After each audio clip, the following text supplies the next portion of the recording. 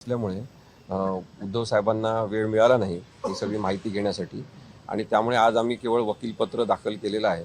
त्यामुळे त्यांच्या विरुद्ध वॉरंट काढण्याची जी मागणी आहे ती आपोआपच निरस्त झालेली आहे, म्हणजे रद्द झालेली आहे। आज माजी मुख्यमंत्री उद्धव ठाकरे यांच्यातर्फे आम्ही वकीलपत्र सबमिट केलेलं आहे भीमा कोरेगाव आयोगासमोर आणि चौकशी आयोगाचं पुढचं कामकाज जे आहे ते जानेवारी महिन्यातल्या 7 ते 10 या तारखांमध्ये होणार आहे।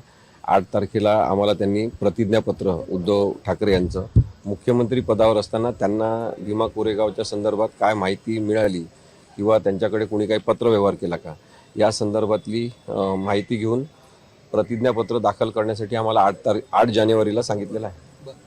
पण काय नेमकं कुठलं एक कारण होतं ज्या पद्धतीने प्रकाश आंबेडकरांनी ही मागणी केलेली आहे, नेमकं कुठल्या मुद्द्यावरती त्यांची ही मागणी असते?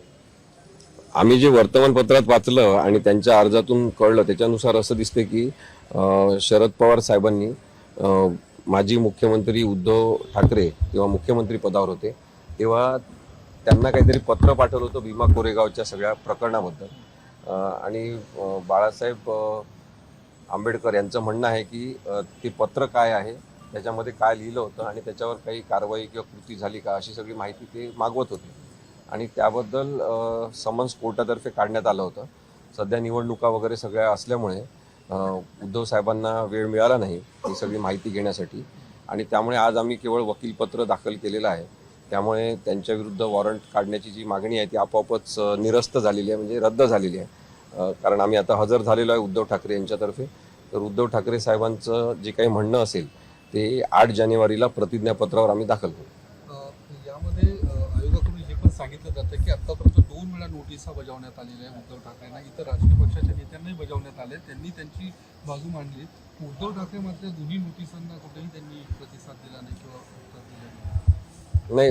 उद्धव साहेबांनी जेव्हा त्यांना समन्स मिळालं त्याच्यानंतर मला संपर्क केला आणि सांगितलं की आपल्याला वकीलपत्र याच्यामध्ये सादर करायचं आहे। त्यांना काही कामांच्या व्यापामुळे वकीलपत्र देण्यासाठी थोडा विलंब झाल्यामुळे परत समन्स कोर्टाने कदाचित काढलं, या चौकशी आयोगाने काढलेलं होतं। पण आता तो विषय संपलेला आहे, आम्ही वकीलपत्र दाखल करून हजर झालेलो आहे। आज जस्टिस जे.एन. पटेल जे प्रमुख आहेत भीमा कोरेगाव चौकशी आयोगाचे, त्यांनी न्यायालयामध्ये असंही सांगितलं की इतर अनेक राजकीय नेत्यांना सुद्धा त्यांनी समन्स काढलेले आहे, कारण की त्यांना वेगवेगळ्या राजकीय नेत्यांना काय माहिती आहे भीमा कोरेगावच्या प्रकरणाबद्दल ती सांगायची असेल तर त्यांनी इथे येऊन सांगावं असं त्यांचं म्हणणं आहे। आणि त्यांनी ते सुद्धा आज आम्हाला सांगितलं की तुमच्या परिचयाचे किंवा तुमच्या संपर्कातले जे राजकीय नेते असतील त्यांना तुम्ही सांगा की काही माहिती असेल तर ते आयोगासमोर देऊ शकतात, म्हणजे आयोग एक चांगला आणि व्यवस्थित निर्णय देण्यासाठी त्या माहितीचा वापर करू शकतात।